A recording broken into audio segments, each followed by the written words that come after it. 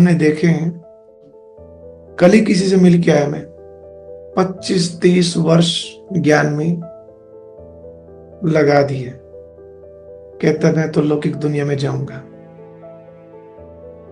थोड़ा पूछने लगे तो फिर कमियां निकालने लगा यज्ञ के नियमों की, यज्ञ वाले ब्राह्मणों की, सबकी।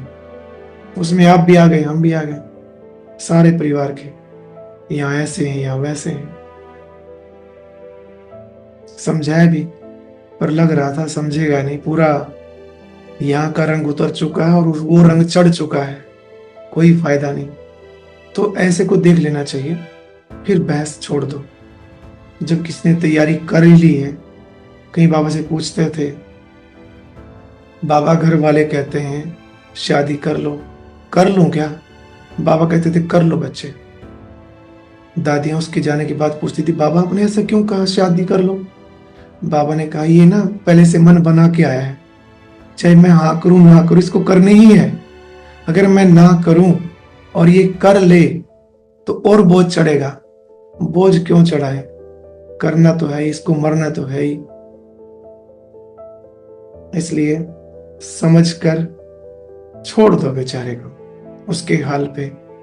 कभी आ रहे हैं, कभी जा रहे हैं, सारी उम्र ऐसे ही खो दी। किसी ने समझाया, फिर मुरली सुनने लग गया, फिर भाग गया, फिर पकड़ के लाए, फिर भाग गया। पूरा संगम युग ऐसे ही आना जाना। क्या पाएंगे बेचारे? बड़ी दया आती है, परंतु काम विकार ऐसा कड़ा है, ऐसा कड़ा है, इतना बड़ा है कि जो व्यक्ति खड़ा है ना ज्ञान में, वो भी थोड़े दिनों में देखना पड़ा है। लेकिन जैसे लौकिक में भी कोई शरीर छोड़ता है तो कुछ दिन, कुछ वर्ष बाद भूल पड़ ही जाती है। और उस आत्मा का जो इस कुल को, ब्राह्मण कुल को छोड़कर गया, उसकी क्या दुर्गति होनी है, वो तो बेचारा वही जाने या धर्मराज जाने। तो ध्यान रखना, अपना ध्यान रखना।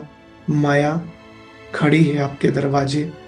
जैसे ही आप असावधानी पूर्वक यानी अलबेले होकर बाहर निकले, तुरंत खा जाएगी। अस्त्र शस्त्र सहित निकलना जब भी निकले। खास बात है, नोट कर लेना, कंप्लेन व्यक्ति वही करता है जो कंप्लीट नहीं है, खुद अनकंप्लीट है, खुद में अवगुण है, भरा पड़ा। जितना ज्यादा अवगुणों से भरा पड़ा है ना, उतना ही वो दूसरों पर दोष ज्यादा रखता है, दूसरों की कमी ज्यादा निकालता है। अपनी कमी को ढकने के लिए, अपने को औरों से मैं ज्यादा गिरा और नहीं हूं, ये दिखाने के लिए कि और भी ऐसे ही हैं, तो अपने जैसे वो ढूंढता है। इसलिए फिर कहा जाता है कि हंस मोती चुगता और बगुला कंकड़ पत्थर चुगता। और वो ऐसी ऐसी भाषा बोलेगा कि कौन बन गया संपूर्ण, कौन हो गया कर्मातीत अवस्था के नजदीक, कौन पहुंचा है, सब ऐसे ही।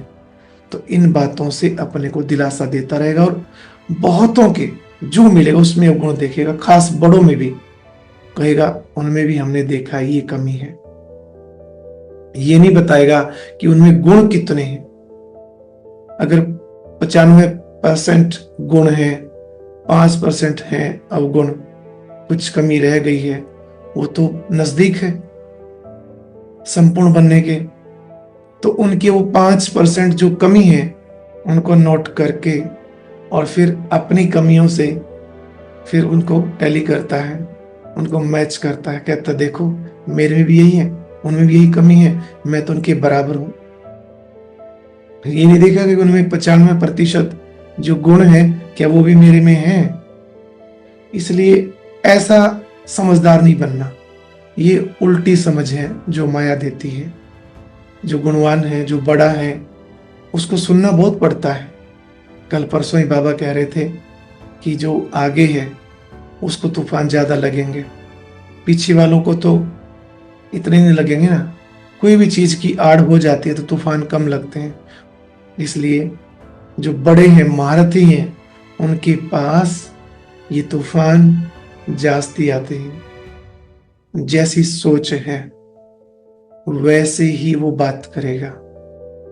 किसी भी व्यक्ति की बातों से, उसके स्वभाव से मालूम पड़ जाता है, उसके बोलने के तरीके से मालूम पड़ जाता है ये कैसा है। ऐसे मिलेंगे हलचल मिलाने वाले। बाबा कहते अपने को पहले से ही अटेंशन में रखो।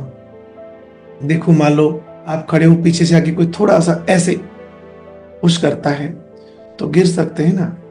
और अगर कोई बता दे सामने से तो आप सावधानी पूर्वक खड़े हो जाएंगे, तो फिर आप हलचल में कम आएंगे, क्योंकि आपको पहले से मालूम है। सावधान रहो, पहले से ही सोच लो। ऐसे ऐसे लोग मिलेंगे जो कुछ भी कह सकते हैं, कुछ भी कर सकते हैं, किसी हद तक भी गिर सकते हैं। लेकिन हम उनके लेवल तक क्यों पहुंचे? वो तो बहुत नीचे जाने वाले हैं ना, और हम ऊंचा जा रहे हैं। ऐसा ना कि कोई नीचे आवाज दे और आप भी नीचे ही आ जाएं। नहीं, कोई कुछ करता रहे। हमारी मंजिल, हमारा लक्ष्य कुछ और ही है। जिनको नीचे जाना है जाए, पाताल लोक में जाना है जाए। अवगुण तरफ तो देखना भी नहीं चाहिए, क्योंकि देखते ही अंदर आ जाता है। ये ऐसी चीजें हैं जो हम देखते हैं, वो जैसे एक दिन पहले भी कहा था कि आत्मा भोजन की तरह स्वीकार करती है एक एक चीज को, जो हम सुनते हैं, जो हम सोचते हैं, जो हम देखते हैं। इसलिए बहुत सोच समझ कर ये भोजन आत्मा तक देना है, उसको पहुंचाना है। कोई ऐसा है सामने आके कुछ भी बोल दिया, अब कान तो बंद कैसे होंगे? तो क्या कर सकते हैं? अपने स्वमान में स्थित हो जाइए, उसी का मनन चिंतन कर लीजिए। वो हमें ऐसे ऐसे शब्द बोलता है जो सही नहीं है, गिराने वाले हैं, लेकिन हम उठाने वाले जो बाबा ने स्वमान बता रखे हैं, उनको अंदर में उनका चिंतन चलाना शुरू कर दें कि मैं पता कौन हूँ, विश्व महाराजन बनने वाला हूँ। पता कौन हूँ, सदा पूज्य आत्मा हूँ, मेरी तो पूजा होने वाली है। भक्त मुझे देख रहे हैं, मेरा साक्षात्कार कर रहे हैं। अगर मैं कुछ ऐसा वैसा कुछ बोलूं या ऐसा वैसा मेरा चेहरा हो जाए, स्थिति चेहरे से तो पता पड़ती है ना। अगर स्थिति कुछ ऐसी हो गई और उसी समय कोई भक्त मेरा साक्षात्कार करे, और देवताएं तो सदा हर्षित मुख होते हैं, तो ऐसा चेहरा देखकर भक्तों की क्या स्थिति होगी, क्या देखेंगे वो, क्या खुशी होगी उनको। एक सेकंड का साक्षात्कार आजीवन भक्त याद रखते हैं कि कुछ ऐसा था, कुछ ऐसा था, और खुश रहते हैं। इसलिए बाबा कहते हैं कि आप अपनी स्थिति को सदा एक रस रखो, हर्षित मुख रहो, ताकि बाबा साक्षात्कार करा सके आपका। अपने यज्ञ में भी ना कई कमजोर आत्माएं आ जाते हैं बेचारी, ऐसे उनके बस का कहाँ है ज्ञान में चलना, योग करना, मिलकर रहना। वही पुराने संस्कारों के वश होकर के यहाँ भी फिर वही कहा सुनी सामना करना। तो ये एक चैलेंज हो जाता है पक्के ब्राह्मणों के लिए कि अब बताओ आपकी योग की स्थिति कैसी है। तो ये भी ड्रामा अनुसार चाहिए हमारी स्थिति को उसकी जांच करने के लिए, कहां तक पहुंचे हैं। लेकिन ये आत्माएं बदलती रहती हैं। ये परीक्षा लेने वाले टीचर जो होते हैं ना, ये बदलते रहते हैं। कोई आया फिर भाग गया, फिर दूसरा आएगा, फिर कुछ ना कुछ सुना के वो चला जाएगा। इनको ज्ञान योग में तो रहना होता नहीं। जैसे कि हमारी परीक्षा लेने आते हैं, ये सत्युग में तो आएंगे, अभी हमारी परीक्षा ले रहे हैं, फिर हमारी सेवा करने आएंगे।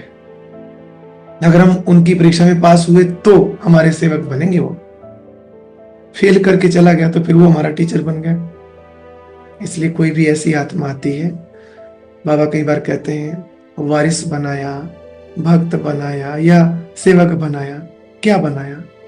वो उस समय जो आपकी परीक्षा चल रही थी उसमें जो रिजल्ट निकला उस अनुसार वो आपका भक्त, वारिस या सेवक बनता है। जितना शांति का गुण हमारे अंदर है उतना बाबा की याद हमारे मन में ठहर सकती है। अगर मन में याद नहीं ठहरती, मन टिकता नहीं, तो मन अशांत है। अब उसको शांत कर। बस शांति की बातें सुनो, शांत व्यक्ति के संग रहो, शांति की बातों का, शांति के गुण का बस इसी का मनन चिंतन मंथन इसी पे करो कि कैसे शांति के सागर के हम बच्चे हैं, कैसे शांति धाम में हम रहने वाले, तो हम अशांत कैसे हो सकते हैं? हम हैं ही शांत स्वरूप आत्मा। ये बातें ही बार बार चिंतन करने से मन शांत हो जाता है। ये जो ओम शांति शब्द है, ये बोलने के लिए बाबा ने क्यों कहा आपस में? तो है तो मंत्र ये शांत रहने के लिए, परंतु इसको एक जैसे बाबा ने एक दिन मुरली में कहा था, जैसे राम राम बोलते हैं ना, ऐसे बना दिया इसको भी। और अब यह एक बहुत अच्छी वीडियो भी जरूर देखें।